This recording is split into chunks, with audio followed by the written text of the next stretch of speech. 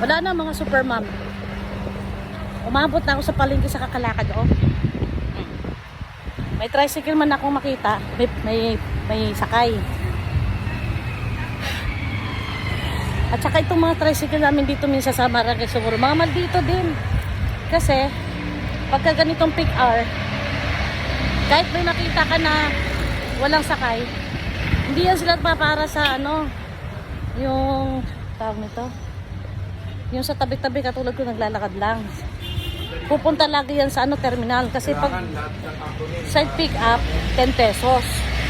Eh, pag sa terminal kasi sila, ano, 30 pesos ang patak. Tapos additional 10 pesos. Diba? Mas malaki nga naman.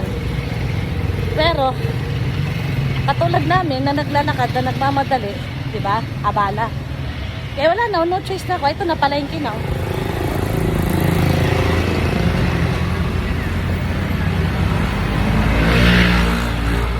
Hindi lang kasi ako nagmamadali, okay lang sa akin maglakad. Diba? Antipolo ko ba nga, kaya kong lakarin eh.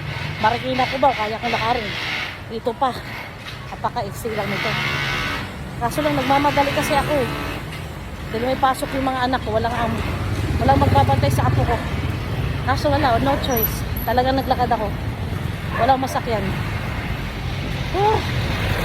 Hindi na rin ako nagpatid sa kotse kasi nakaparada na ng maayos yung kotse sa likuran namin ng bahay. Mahirap kasi lumabas din, matraffic sa street pa namin ganitong oras.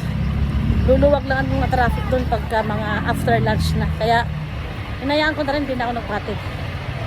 So okay lang guys, eto na, palengke na. Diba? A day in my life na walang tricycle na masakyan. Kung kailan nagmamadali, walang masakyan. Pero pauwi sa bahay, walang problema. Maraming pila, oh. Yan. Yung pababa ng EDSA, walang problema. Maraming masakyan. Ang problema, ang papuntang palengke, walang masakyan. Bye!